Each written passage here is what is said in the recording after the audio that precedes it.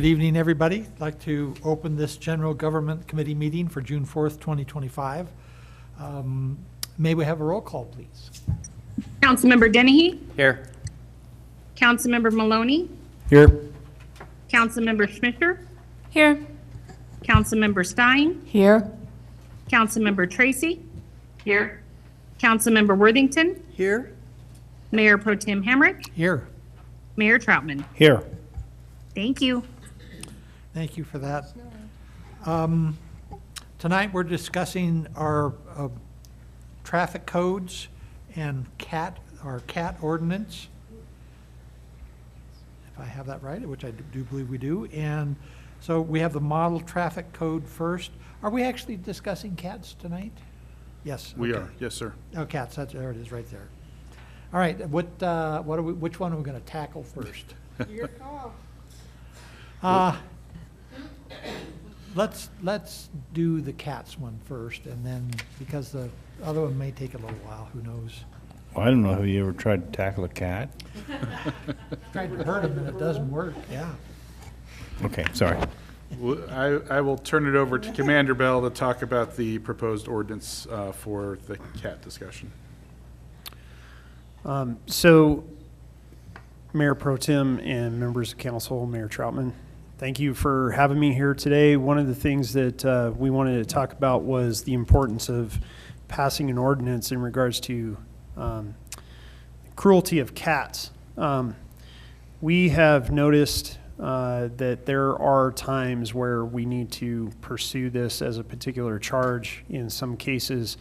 However, our current municipal code is lacking based on its language, and we are unable to actually charge somebody for cruelty to a cat simply because there's just no ordinance in place. So the proposed ordinance basically is, I believe we borrowed it from another, did we not? No, we did mirror the language though out of our dog cruelty portion of that. Now, part of the reason why we had to write one strictly for cats was because our dog ordinance, as I understand it, specifically also takes into consideration dogs running at large. And obviously cats are not necessarily a problem in that particular respect. So we had to draft something new, and that is what you got in front of you. Thank you. Questions, comments from council? May I? Sure.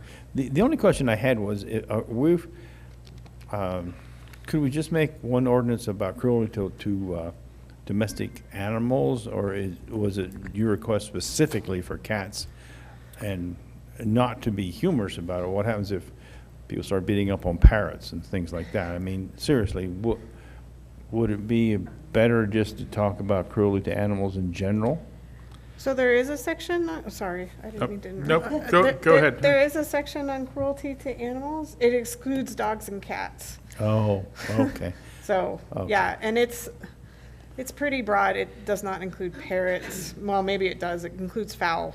So perhaps that's a parrot. Well, I had a parakeet I wanted to beat up several times. Well, maybe No, you're safe if you do it now before we change anything. We're okay now. Thank you. I knew there was a good reason for it, and that's obviously the reason. Thank you. Yes, sir. Yes, let's see. I can read this, Amy. Thank you. Could you remind us how often municipal court meets? They meet twice a month. Twice a month? Yeah. I'm asking because the way that I'm reading this, it appears that somebody has to appear before municipal court in order to get their animal back. And then they could potentially have up to 2 weeks of impoundment fees to pay for. Am I reading that correctly? Yeah, so there's an expedited, I think what you're seeing is the expedited proceeding for impoundment. Is that what you're referring to? I don't know. Okay. How long could, theoretically, given how often our municipal court meets, how long might someone's animal be impounded before they would be able to receive them back? I don't, probably max 2 weeks, or would the court meet earlier to deal with an impoundment hearing? No, they don't meet early.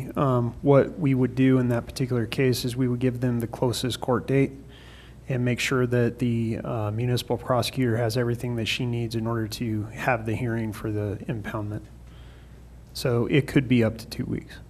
Do you know how long, I mean, obviously innocent until proven guilty under our system of law. Do you know what what the Humane Society charges? I don't have that information. And like what somebody might have to end up paying if they were found innocent, but they still have to pay the fees of having their animal impounded for 2 weeks? Yeah, I don't know what they charge either. We'd have to look at that for you. Okay. I'd be interested in hearing about that before first reading. What I can tell you is that this language mirrors our current practice for when we deal with dogs, so it would be no different. I don't know, there may be a fee difference with the way the Humane Society actually charges, but it mirrors our dog ordinance. Great. Thank you. Yes, ma'am. And then I think that this has been shared with JJ's Helping Paws and the Humane Society. Did we receive any feedback from either organization? No, not that I'm aware of. Thank you. And just to follow up on that, a lot of times, traffic violations are, there's the presumption that the officer is correct and that you have to prove essentially beyond a reasonable doubt that they're in error some way. Is it similar with impoundment of animals, that there's a presumption that goes with that? I mean, yeah, you still have to prove the case beyond a reasonable doubt. And if the prosecutor finds that the impoundment, didn't follow the statute or wasn't authorized, then she deals with that. She may dismiss the case or, deal with that with the person somehow. I mean, I'm not privy to all the cases, but, we've had circumstances where the impoundment may have not been proper, and so she dismisses that case because the impoundment wasn't improper and the animal is released, so. If a case, just to follow up on that, if a case is dismissed, do you know what happens with the associated fees that are due to the Humane Society? I don't, but I can ask her how she handles that. Yeah, that'd be So, helpful. Yep.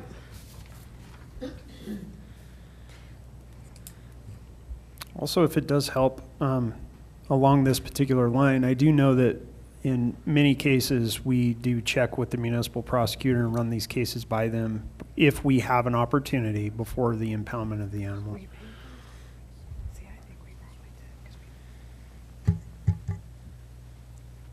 Other questions? Any changes anybody has identified that needs to be made in this? Because this will come back before council as the next step, is that correct? Yes, it would come back for a first reading, pending any major changes. Yes. I just noticed that we do have members, I believe, of JJ's Helping Paws in the audience. While they may not have provided comments before the meeting, I wasn't sure if they might have comments now. Thank you for that recognition. Would anyone like to speak on this particular issue? Sure. Come on up and tell us your name and your address and.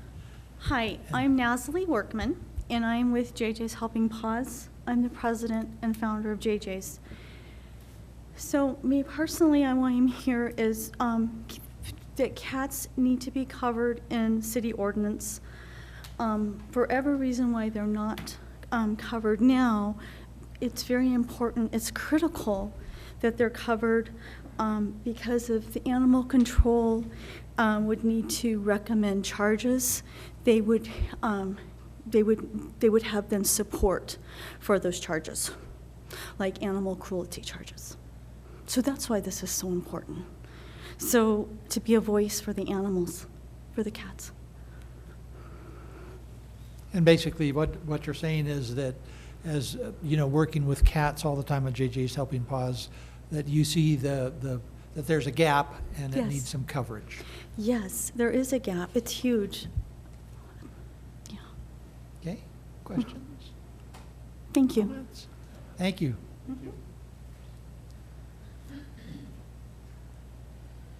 Any other public comments or comments from the council? But, so this is I think this is a thumbs up, thumbs down if we want to see it come back. And I'm happy to give a thumbs up. Do I get a thumb? You can thumb. Yep, and we have one from Councilmember Tracy, too.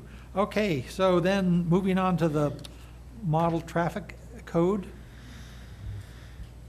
I believe so let's tackle that one. All right. So this is to adopt the 2024 Model Traffic Code, which is an updated version of the 2010 Model Traffic Code that we currently are prosecuting and using as our municipal code for traffic violations. The reason we want to update is because a lot of laws have passed since 2010, and it basically takes all of those laws that have passed between 2010 and 2024 that can be prosecuted in the municipal court, and actually it goes into the 2024 MTC.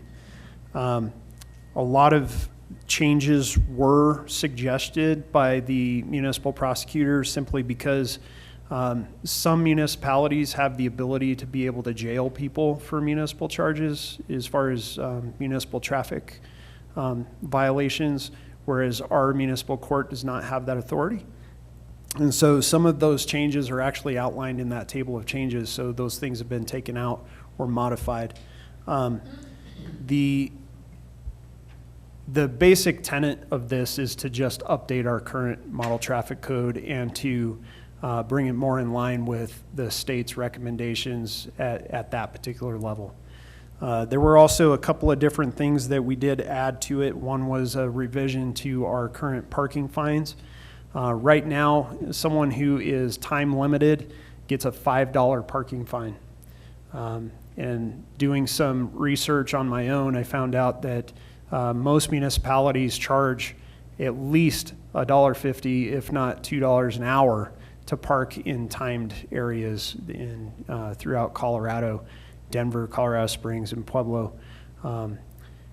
And so a $5 parking ticket for parking on Main Street per se would allow them to park there all day for a 24-hour period. So $5 is not enough to deter people from actually parking in those areas and being in violation of those things. So we're requesting an increase in that to $30. We did check with some other municipalities that also do time-limited parking, and they charge anywhere between $20 and $50 for their parking fees. So we thought that $30 was a reasonable amount.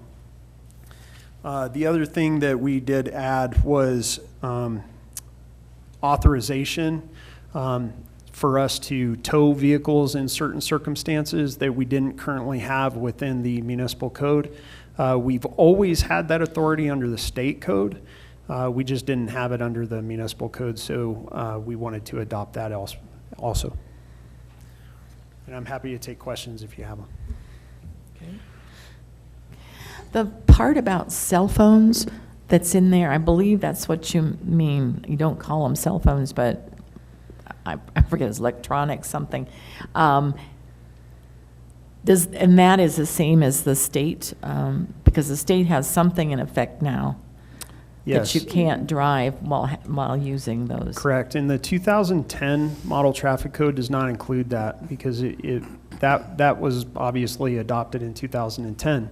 I don't know when the city actually went to it, but I can tell you that since 2010, the personal communications devices, handheld devices, that language was updated, I believe, in 21, 22. Anyway, the 2024 Model Traffic Code does include it, so we wanted to make sure that was one of those things that we have Okay, in there. but it doesn't overlap the state law. No, it mirrors it.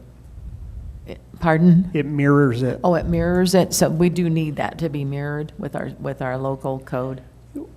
Correct. If we want to write it into the municipal court, Okay. yes. We can currently write it into the state court, but Right. that revenue goes to the state. Aha, Okay, thank you. Councilperson Maloney? Yeah, thanks, Mayor Pro Tem. Going back to downtown parking and the tickets, I live downtown and I work downtown, a few different offices, and there's most people that are living and working downtown don't know. There are signs posted, but they're not really sure if it's being enforced or not. So they're basically parking all day, and then eventually they get a $5 ticket, and then they go, oh, okay.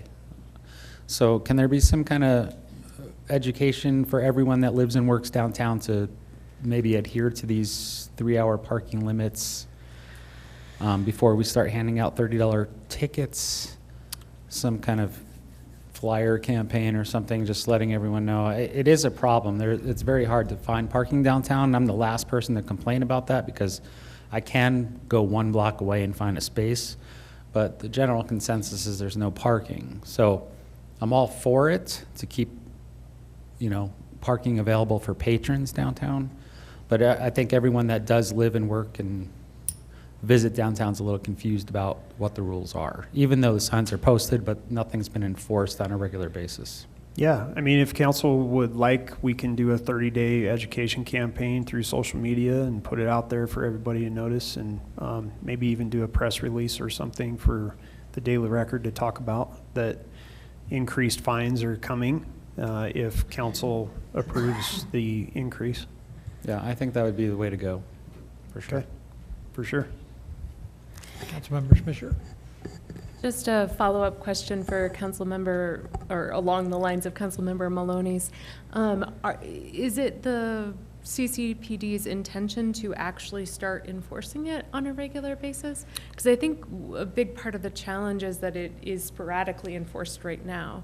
So I don't, $30 or $5, if you only enforce it once or twice a year, I don't think that it's going to have the impact of people no longer parking there.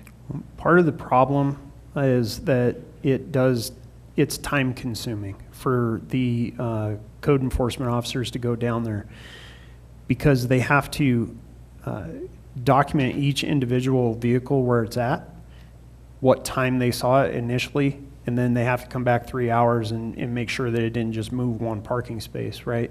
So it is a time consuming effort. And so when you have a $5 ticket that you can do with 3 hours worth of work, for somebody who's making, I don't know what our code enforcement officers are making per hour per se right off the top of my head, but it was almost not even worth it at that particular point. So what I can tell you is that, yes, the intention is that we are going to start enforcing that particular violation. I still think that we need to come up with some internal ways to make it easier for them to actually go out and enforce that particular thing. But yes, the short answer is we intend on going out there and enforcing that particular ordinance. Then yes, I do think having that public education time period and noticing period would be great.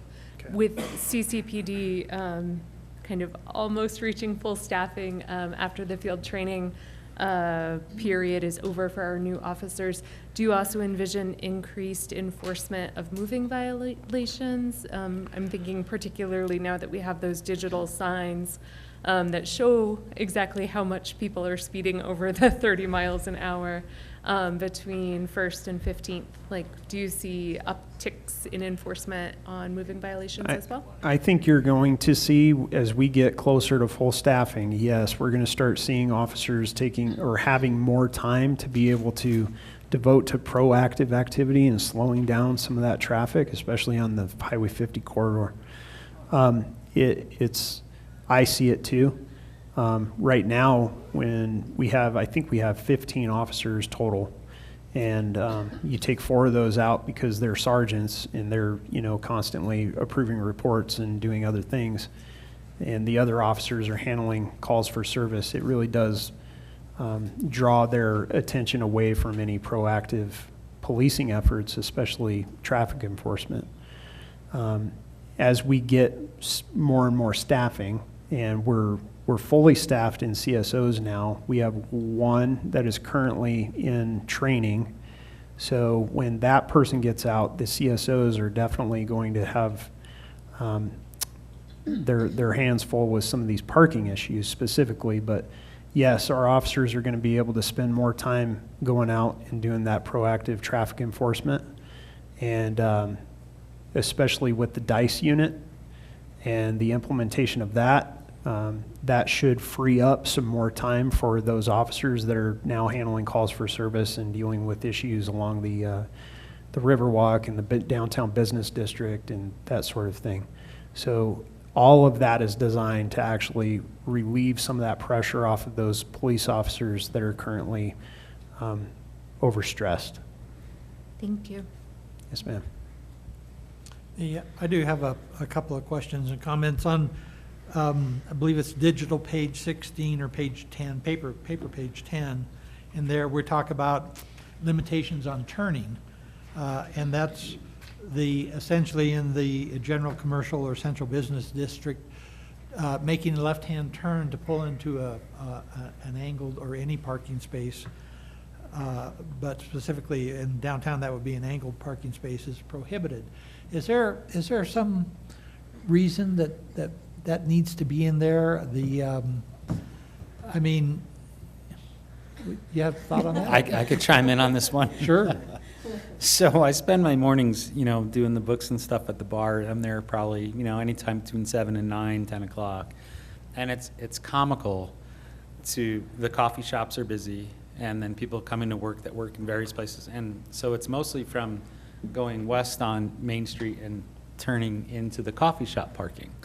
And some people are really good at it, but most of the time they're, and there's traffic backed up and almost causing accidents. I just chuckle every morning because it's so common. Okay. I don't know that it's a huge problem, but it definitely occurs a lot. Well, it sounds like based on that observation, it sounds like there's really a common sense reason to include that in the code, I would say. Yeah. At the bottom of that page, under speed limits, we say except when a special hazard exists that requires a lower speed, the following speeds shall be lawful. I guess that's okay. I don't have a comment there, I guess.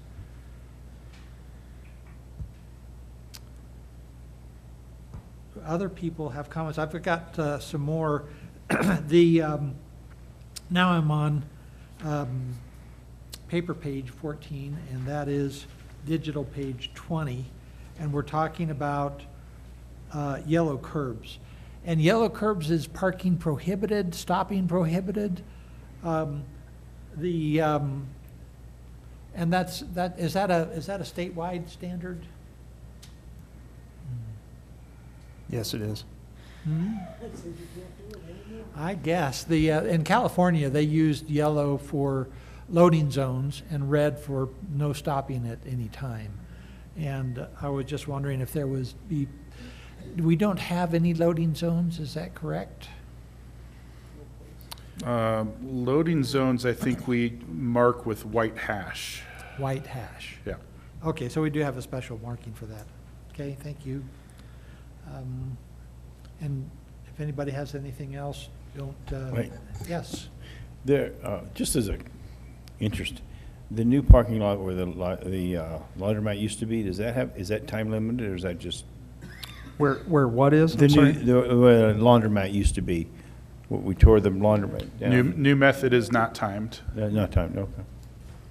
So essentially, an employee could go down there if they wanted to walk and park and not have fear of being, okay. All right, Yes, sir. I have a comment on the parking violations. On digital page 9, the violations of section 1212 prohibiting parking or storage of commercial vehicles, recreational vehicles, and/or trailers on residential streets.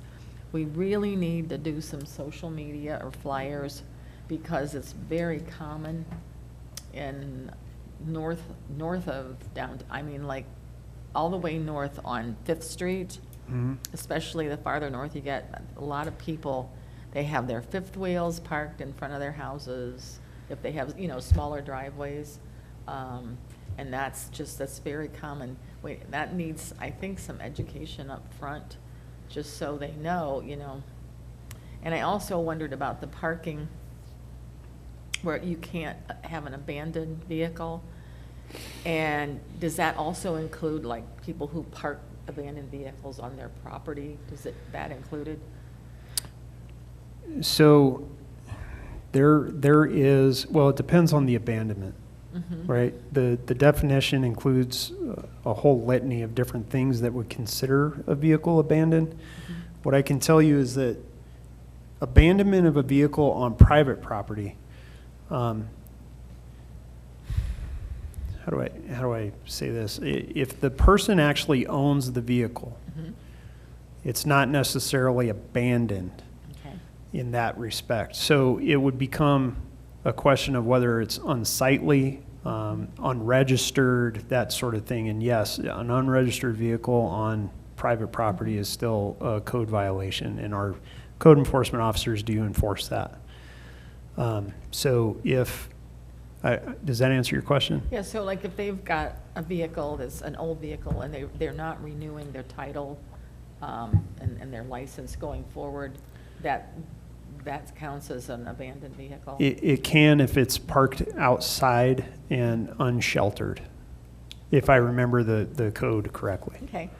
So there is a considerable amount of that goes on the north side, and I'm sure it's, you know, in other parts of town too. But especially parking RVs on the street, man, there's a lot of them. So we need to do some education up front, you know, flyers, social media, whatever, so people know they have to make other arrangements. Yeah. Thank you. That's not a new addition, right, Tim? That is. No, That's that's a not current code. Okay. Yes. Well, imagine that. Yeah, that's all current code. Okay, yeah. Well, you know, it wouldn't hurt to remind people. Yeah, absolutely. I do know that our code enforcement officers deal with that a lot, especially this time of year. They go out, and that's one of the things that they proactively do is identify those particular RVs. Sometimes if the person is parking it there so that they can get their stuff loaded because they're getting ready for a camping trip or something, that's one thing. But if they're, you know, parking it right there in the street and it's there for more than a couple of days, they're generally pretty well on top of it, so. Yeah, there are places where people, like big fifth wheels, they'll park on their wheels. Okay. I'm not sure whether it's friends visiting, maybe, I don't know, but, Okay. Councilmember Schmisher. Thank you. Just following up also on that same provision, CD, violations of section 1212, prohibiting the parking of commercial vehicles on residential streets. Does that apply to, you know, if an individual has a business truck, say, but a regular passenger truck, but it has the business's logo on it? Or if somebody gets a work truck, but it has the business's logo on it, does that apply to that because it is No. technically a commercial vehicle? No, the way that I understand that particular section is that it applies to what is considered a commercial vehicle under that definition being, you know, your bigger semi trucks, those sorts of things that are considered needing a CDL in order to move it. Is there a definition of that somewhere? There is. It's in the code. It's a big truck. It's a semi truck. The definition involves axles and weight. Yes. Vehicle weight.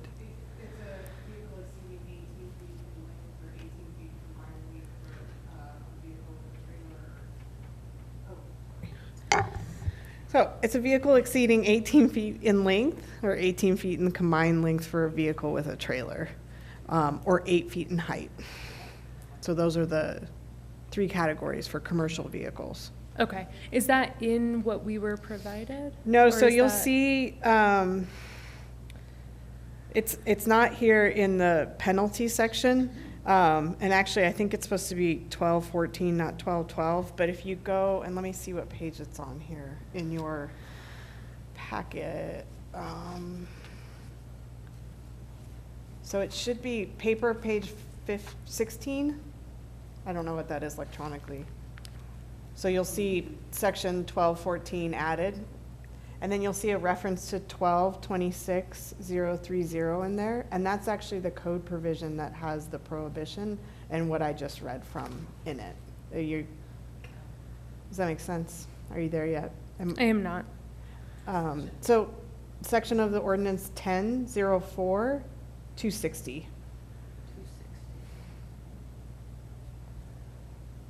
Okay, and then it's referring to the Canyon City Municipal Code, which has the definition of commercial vehicle That I in just that read. section. Yeah, Perfect. it's in there. Thank you. Sure. I have additional as well, but I'm happy to defer back to you if you'd like. Go ahead, jump in and. Sure. So there were a couple of places in here where it's the table of changes says that there were changes made, but then there aren't track changes in the track change version. Okay. So I'm hoping before first reading, we can get kind of a more complete track change version. Okay. In some places, it just says repealed. In other places, it says that like the prosecutor requested something different, but it doesn't actually show track changes in the track change version. Okay, so on the sections where the section of the model traffic code has been deleted, yes, you're correct. We didn't show that deletion.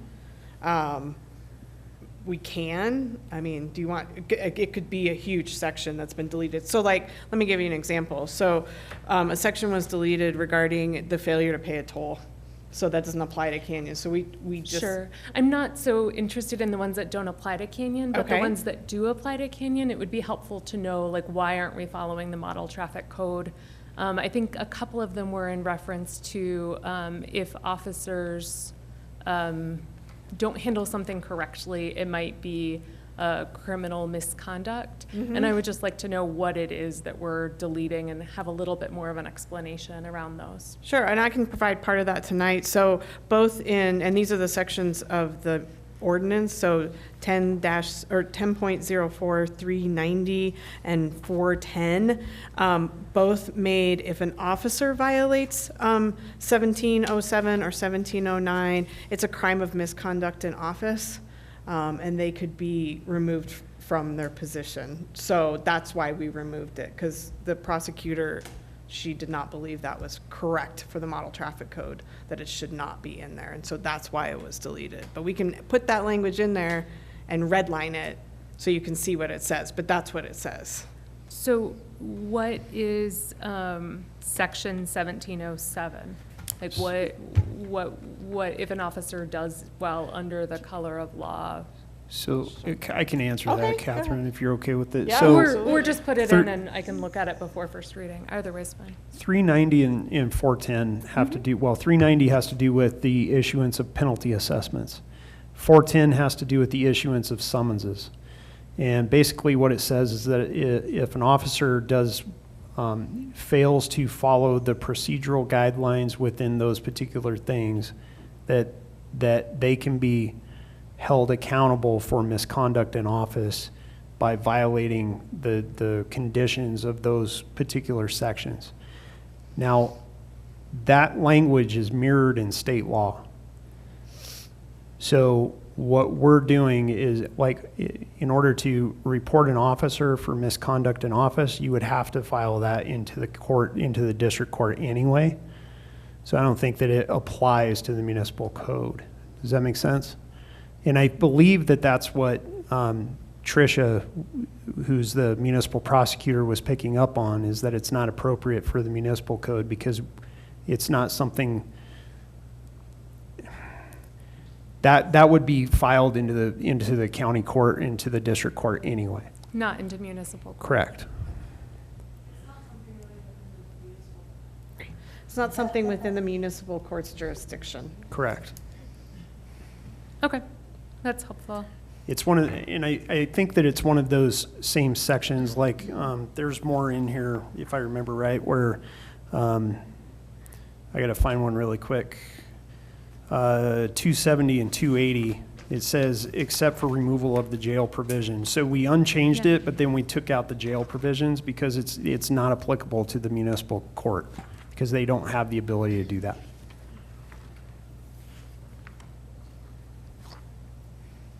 I have a few more. Okay, I'll jump in for Please. one, and then we'll play some ping pong here, maybe. So I'm looking at, this is paper page 23, which is digital page 29, and we're talking about the traffic engineer, the Office of the Traffic Engineer, who is our Public Works Director, and in his absence, it's the city administrator. And the issue that I see is that if you both take vacation or time away from work at the same time, we don't have anyone else designated. Would it be appropriate to include or designees in the case of both absences or something like that, the absence of both? Just so that we have some coverage if there were an emergency and you were both happily in Maui or someplace, you know?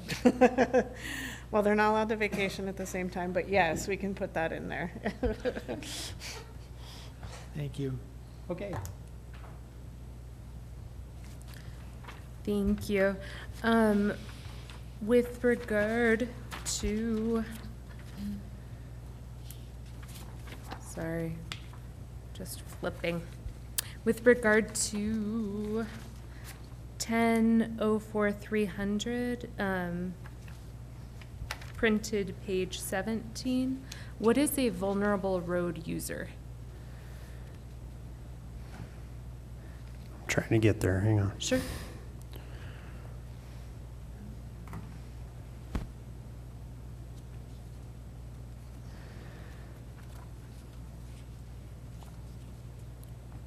I believe these are vulnerable road users would be people like on bicycles. Ah, okay. Yes. Or pedestrians? It's Pedestrians. pedestrians, people engaged in work upon the roadway, Yep. providing emergency services, a peace officer outside his motor vehicle doing his duty, person riding or leading an animal. It keeps going. The skateboards, roller skates, inline skates, scooters, mopeds. Yep. That's the whole Sure. thing. There you No, go. that makes perfect sense. Thank you. And then, unless, John, did you have? No, go ahead. I'll Okay. jump in after you. These were just two others where it says that there are differences, but then I didn't see track changes. 1004-130, which is about vehicles entering roadways.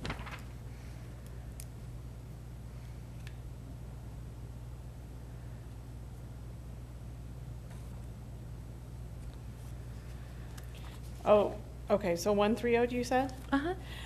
Yeah, that's because the current code is not being changed at all. So the language you see is unchanged. It's in the current code now.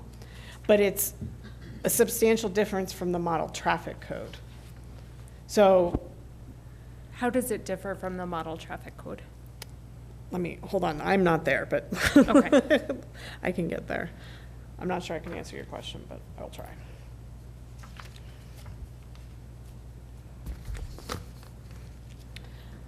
Okay, so this is the vehicle entering the roadway, Commander Bell, that we talked about with Tricia. You probably can explain this better than I can.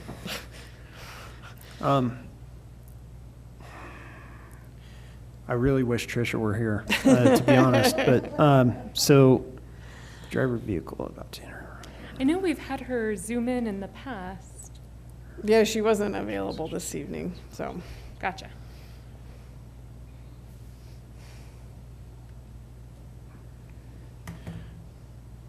And I'm happy to just have it brought back at first reading if she's the best position to answer that. To be honest, So- I could probably like talk to her more in length about this because it was such, there was a lot that we had to look at in order to get it in front of you guys to begin with. But I could ask her specifically how this differs. In fact, if I could get a copy of the original 2024 traffic code, which I don't have, I can look at how it actually differs.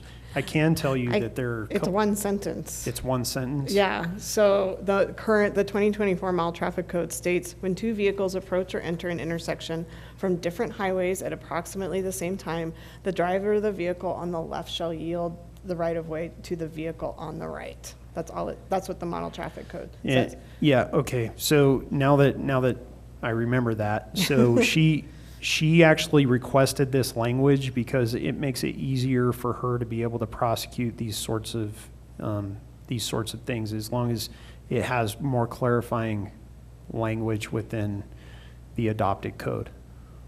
And she requested for it to remain, just to be clear. So this is not new to her. So she's been prosecuting under the current code. So it would actually, yeah, it would be, I forget, I'm not thinking of the word. It would be more in line with what we're currently doing in practice. Thanks. I'll go ahead and jump in on paper page 27, which is digital page 33. One of the things that this is under authority to remove, relocate, or impound certain vehicles, and that it gives circumstances when that can be done, and that says when any vehicle is left, this is number 12, when any vehicle is left unattended on any street with its engine running or with keys in the ignition switch or lock. And a lot of vehicles now have remote starts that where you can start the vehicle remotely and it remains locked. So my question is would it be appropriate to say when any vehicle is left unlocked on any street with its engine running or with the keys in the ignition to cover, when to me, that was always a great perk of a newer car, is to be able to start it from your house when it's pretty cold and snowy outside. I knew that's where you were going to go. That's where I was going. Yeah, and remote starts, but I mean, it's not even new cars. You can get a remote start on any car. So, but it's also in the state law, if I remember right, or not state law, up in the Denver metro area, they call it puffing or something. Yeah, you can't, no puffing. Puffer laws, Yeah. you're not, Yeah. technically you're not allowed to do it at all. But what I can tell you is that I think that the spirit and intent behind this is that if it's impeding in traffic or somewhere along in those lines, it's not going to be, if it's out in front of your house, parked legally along the curb, and you happen to start that with a remote start, I don't think that that's what we're talking about here. We're talking about a vehicle that is left abandoned, running. Right. Not those Locked. circumstances. Okay, thank you. Yep. Sorry, Commander Bell, can I ask you a question? Is there a difference in your mind? Well, this is obviously just on the street. So if someone were to park it in their driveway and do a remote start, this wouldn't, No, this would not apply. right? So That's not the part I'm worried about. just make sure you're in your driveway. Okay. Nothing else? Actually, I think that was the end of my comments, too. So tonight, what we're doing is the thumbs up, thumbs down. Are we ready for this to be brought back before us in council with the first reading? I'm saying yes. And I'll count yours, too, Mr. Mayor. Oh, thank you so much. Could Yeah. we, before it comes for first reading, I know that we do the Facebook posts, but I think that there are some somewhat controversial, the idea of starting to enforce parking and things like that, changes. Could we just do a little bit more in terms of the public awareness that this is coming for first reading before it does? Not that we need to delay it, but just that folks know that it's on the agenda and that they should show up if they would like to have their voice heard.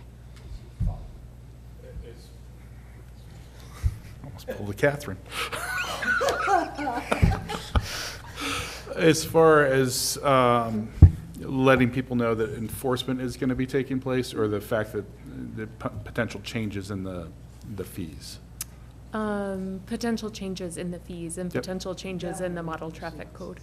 I think Councilmember Maloney's point, which I fully support, is that if it is adopted, there should be a period of publicity and awareness Yep. raising. Yeah.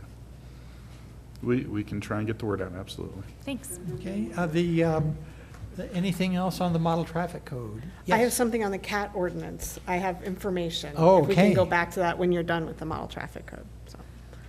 I believe we are. Why don't you go ahead? So we've only had one impoundment case dismissed. It was a CAT case. And the city did pay the impoundment fees. But in Tricia's time prosecuting for the city, they've never not won a dog impoundment case, so. Or had one that didn't have a factual basis. So she's actually never dismissed a dog impoundment case. And I think the cat impoundment case was because we didn't have the ordinance in Yeah. place. So that's, I think, what spurs us to be here tonight. What led to the ordinance, I Yep. think, a little bit, yeah. Interesting. Thanks so much. Okay, so before we adjourn, I did attend this morning the Black Hills workshop on public safety power shutoff program. And what Black Hills is doing is, this is for council's information, they're getting ready, they're planning like mad. They have maps drawn up of where wildfires may occur and where their power lines may impact the start of wildfires. And under certain weather conditions, they plan to pull the power in those areas.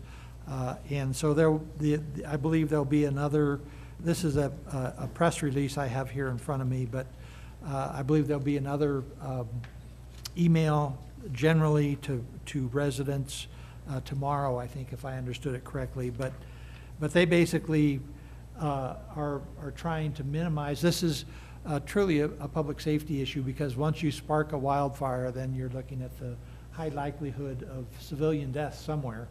And so in addition, but underneath that, secondary to that, of course, is that the liability the electric company has in not taking action and ignoring the problem is eventually, if they were found liable for something, would come back to us as ratepayers. Oh, boy. So I think this is a good thing that they're looking at this, and we do have our public information officer does correspond, I believe, with Black Hills, and it would be important for us to help where we can, because Black Hills has a notification system of when this is going to happen for their customers. So you have to be a customer of Black Hills, but you can sign up for it on their website to receive notification when and for perhaps how long power might be shut off. But they're estimating hours to potentially days. The shut-off could last. Excuse me, did you say they had areas that, it doesn't seem, did they have areas that they're most likely to shut off because of the underbrush, the trees? No, it was so as I understand their maps, they were the areas of high potential fire danger if the wind conditions were right and lines started hitting each other and sparking. And so you back into that idea from that. So they identify areas where fires may start, and of course, those are areas where then they would obviously turn the power off. More to the point, were there any in Canyon City area like Dawson Ranch or places that you could say may have be designated? No, the only, in Fremont County, Cotopaxi areas like Okay. that. Nothing in Canyon City. And I don't recall offhand Florence, Penrose. I think Penrose may have hit the edge of some areas, but there'll be more information being released on that, I believe, tomorrow, if I understood correctly. Any other comments on the, yes? I was just going to comment on the electrical piece that you're talking about, is that frankly, this is a carryover from California. It's, from my perspective, it's basically the corporation being able to cover themselves because they've been rightly or wrongly, in some cases wrongly, accused and having had to pay big dollars for the start of fires. And so this is their way of trying to mitigate the issue before it happens. Yep, reduce liability, Yeah. as well as address public safety, truly. Yeah, my daughter lived up near Napa and, very exclusive neighborhood, and they would have it out 3 days. And that's a PG&E lawsuit that they lost over $1 billion lawsuit because of, they didn't shut it off, and a wire, they said, claimed sparked the wildfire that took out a lot of houses, so. Yeah, okay. Okay, with no further business to come before us, we're adjourned. Thank you all.